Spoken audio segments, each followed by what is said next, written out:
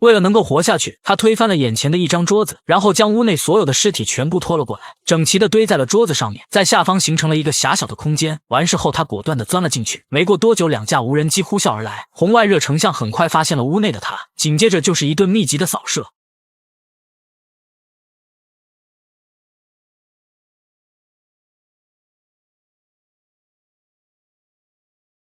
女孩的操作成功帮他挡过一劫，而这正是由史泰龙参演的新电影《警报站》。虽然龙叔已经年过70，但老当益壮的他依然能打，面对一群全副武装的雇佣兵毫无压力，一梭子下去全部撂倒。那么话不多说，咱们正片开始。位于波兰的一处度假村内，男主乔和女邻居布里正在这里散步，但突然他们听到了一阵剧烈的响动，意识到不对的乔马上赶了过去，却在森林中发现了一架坠毁的飞机。以防发生危险，乔让布里带着众人先行离开，但布里表示自己是名医生，可以留下来帮忙。随后两人来到了坠毁的飞机旁，看到了机舱内已经丧生的飞行员，从死相判断应该是遭到了枪击。乔注意到了其中一人脖子上的标记，立刻意识到这是一名特工，他很清楚这个标志属于哪个组织。显然这并不是一起简单的坠机事故，但乔没有注意到飞行员手中的对讲机是打开的，好在被布里及时发现。乔立刻取下对讲机扔到了一边，但还是晚了一步，因为他们的谈话已经被神秘组织截取到。 He's one of ours, and he's been missing for 5 years. Where are they?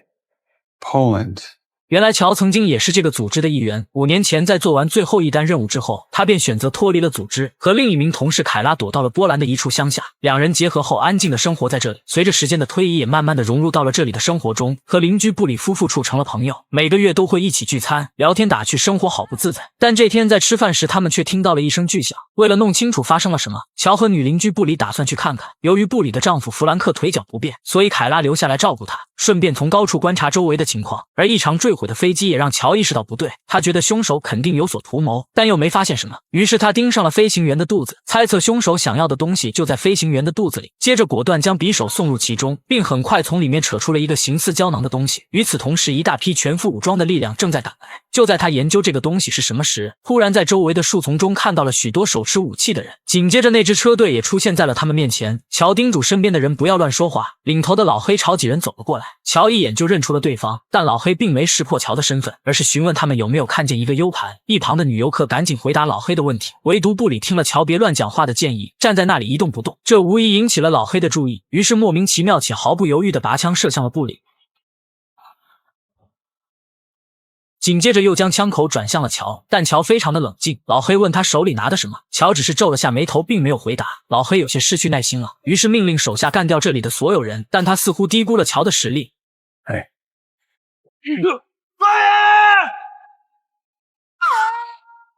双方迅速在丛林中展开了激烈对射，枪声也引起了屋内凯拉的注意，于是立刻将弗兰克扶了起来，并将其送回到了家中。在从对方的口中得知家里没有防御的武器之后，凯拉一拳头打碎了浴室玻璃，从碎片中捡起一片最尖锐的，用抹布包好后交给了弗兰克，然后将自己当作目标，教授了他使用的办法，并告诉他一旦发现有人进来就立刻使用这一招。随后返回到自己家中，摘掉了身上佩戴的饰品，迅速换了身行头，穿戴好武器装备，提着那个装满了秘密资料的手提箱来到了户外，启动了自毁程序，让其在大火中化成了一堆齑粉，接着打算去寻找乔，协助他撤离这里。此时的乔还在丛林中和这群雇佣兵纠缠，他这一跑也彻底坐实了 U 盘在他身上的事实。由于对方人数众多，所以他只能一边奔跑一边寻找机会还击，消耗对方的有生力量。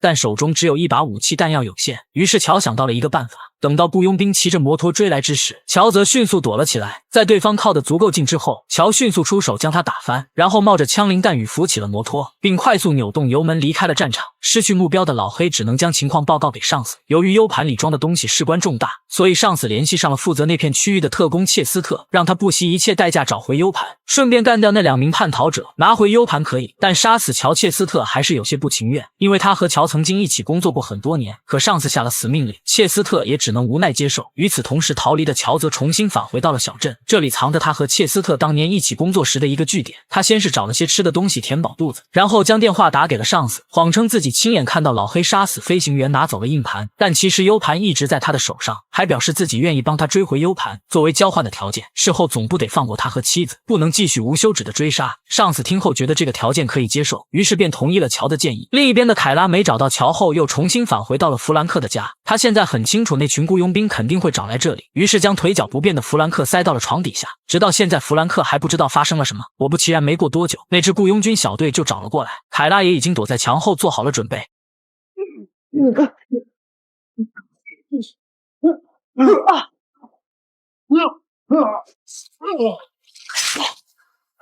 3下5除2，3名雇佣兵被凯拉轻松收拾。就在他刚将尸体全部处理好时，乔的电话就打了进来。他告诉凯拉，切斯特和老黑都来了，这次他们有麻烦了。凯拉让他来弗兰克家里，两人可以一起面对这一切。但乔却告诉他自己得先处理一些事情，而他所要处理的事情正是切斯特。此时的切斯特正在和上司通话，但上司并没有将承诺给乔的事告诉切斯特，也就是说，猎杀乔夫妇的命令切斯特还得执行。而乔其实也猜到了这一点，他很清楚做他们这行的人没有信誉可言。而切斯特在确认命令后，拿着武器来到了乔的秘密基地，结果并没有在这里看到乔。可等他返回到自己家时，乔却已经在这里等候多时。但切斯特似乎并不意外，显然他还是比较了解乔。接着倒好了2杯伏特加，也算是对两人5年来初次见面的庆祝。但这次乔并没有喝，他很尊重自己的生命。随后切斯特询问乔为什么会这么努力的想要拿回那颗 U 盘。乔告诉他老黑来了，可自己的妻子还在村子里，他愿意拿回 U 盘交给他，但前提是他得协助自己去救妻子。切斯特听后还没来得及回复，就听到楼底下传来了引擎声，原来是老黑派了一群手下赶到了这里。但切斯特显然不会看着老黑的手下在自己的地盘上撒野，于是拿起了一把带有弹鼓的喷子，顺便还给了乔一把。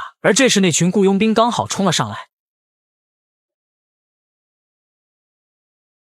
轻松愉快的解决战斗。这群人都是老黑找的承包商，都不愿意卖命，遇到困难立刻将电话打给了老黑，要求他们过来支援。Tell them I'm on my way. 另一边的凯拉也回到了村子，这里还有很多游客。不久之后，老黑的一名手下找到了这里，所有人都被吓坏了。下一秒，凯拉突然出现在他的身后，在将这人干掉之后，凯拉将其从楼梯上扔了下去。楼下的雇佣兵看到这一幕，立刻就来了火气，所有人立刻朝着楼上发动了进攻。凯拉也适时出手。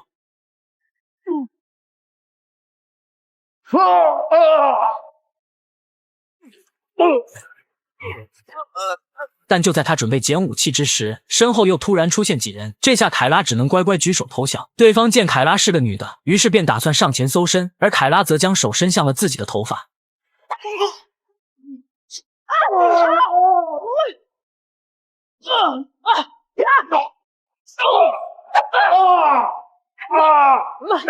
虽然将所有的小喽啰全部收拾，但最终还是被领头的大汉扔在了地上，一顿蹂躏之后失去了战斗力。而此时的老黑也带着手下赶到了切斯特的楼下，为了杀一儆百，老黑让这群承包商撤离。结果对方刚转过身，他就接过了手下递过来的武器，一梭子子弹将几人全部打翻在了地上。没错，在他的眼里，这些没用的人就只有一个下场，那就是死。而这一操作也有效地震慑到了身边的手下。楼上的乔清楚地看到了这一幕，但这时切斯特突然说自己的腿抽筋了，需要乔帮忙拉一把。可就在乔上前伸出手时，切斯特却将一支神秘药液注入进了他的体内。 Crazy bastard. Sorry, kid. You got about an hour. 原来切斯特怕乔耍花样才出此下策，也就是说乔必须1个小时内拿到 U 盘，要不他的妻子就没救了。随后他用喷子打坏了电缆，瞬间房子暗了下来。同时老黑也下令对切斯特的房子进行无差别攻击，甚至还拿出榴弹发射器，对着所有的窗户都来了一发，接着命令手下展开突击。可刚进屋子就遭到了乔和切斯特的围猎，浓重的烟雾之下，这些人根本没有还手之力，很快冲进来的人就被两人杀了个片甲不留。随后切斯特扔出一颗手雷，在外墙的墙体上炸出了一个大洞，乔被气浪推倒的同时 U 盘也掉了出来。 What? You had it the whole time, Rush? Yes, yes. Ah! 切斯特抢过了 U 盘，接着起身迅速逃离。老黑的手下立刻对着洞口就是一阵密集的扫射，屋内的乔也抓住机会展开了反击。如此近的距离，一群人干掉一个人应该很轻松才是，可这些雇佣兵却死活打不中，甚至还死伤惨重。好家伙，一点都不科学。很快乔就没有了弹药，于是他大摇大摆地从洞口冲了出去，干翻一人后开始用手枪给剩余的雇佣兵挨个点名，然后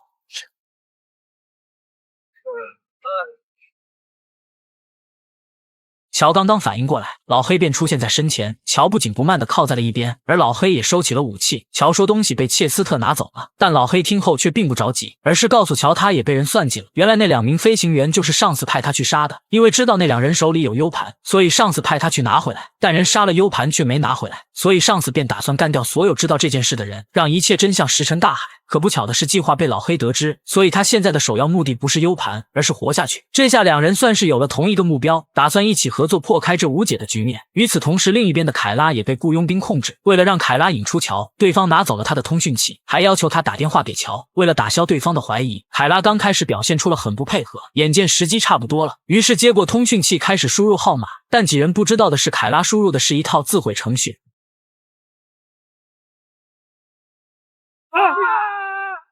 凯拉迅速起身，将还在懵逼中的一人控制，用他的枪轻而易举地将周围的几人干掉。小队长见状，直接将凯拉扑倒，随后两人扭打在一起。虽然凯拉并不是雇佣兵的对手，但胜在他有足够丰富的作战经验。最终小队长被抹了脖子，而凯拉也被对方的匕首刺进了腹部，好在不算太过糟糕。而上司为了尽快干掉几人，从空军基地要来了几架满配的无人机，打算从空中猎杀他们。此时的乔和老黑正在赶往度假村的路上，很快就被高空的无人机用热成像发现，紧接着密集的子弹和导弹一股脑地朝着他们的车攻击而去，另一架则冲向了凯拉，而凯拉躲在了雇佣兵的尸体下面，这才顺利逃过一劫。乔和老黑被另一架无人机追着打，两人无奈只能将车开进了一处房子里。乔很清楚对方依仗的是热成像，于是他将所有的书全部丢在地上，老黑则掏出打火机将其点燃，这样就可以有效隐蔽自己的行踪。等到无人机再次飞过来之时，两个人立刻对着无人机就是一顿疯狂扫射。就在对方锁定发射导弹的前一秒，两人利用手中的轻武器顺利将无人机打爆。可乔还没来得及高兴，老黑却举枪对准了他。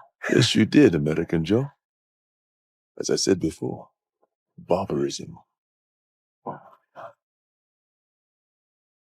好在凯拉及时出现化解了危机，但很快另一架无人机就发射出了更多的导弹，两人立刻跑向远处，但最终还是被气浪掀翻。第二天天一亮，乔带着凯拉回到了村子。凯拉有些累，于是就打算坐在旁边休息一下。这时切斯特却突然走了出来，原来他知道乔剩下的时间不多了，作为老友打算过来送他一程，但没想到乔看着没事，而他自己却莫名出现了乏力感，连枪都拿不住了。原来乔当时在返回秘密基地时，意外注意到了死去的飞行员，因为在切斯特的楼下，乔猜测可能是切斯特干的，于是就在切斯特出门找自己时，潜进房间找到了毒剂并进行了更换。而切斯特之所以中毒，是因为乔在他上厕所时将毒剂倒进了他的酒里。切斯特知道真相后拿出了解药，却被乔一把夺了去。 Fuck it. I deserve it. You win. Let's take off.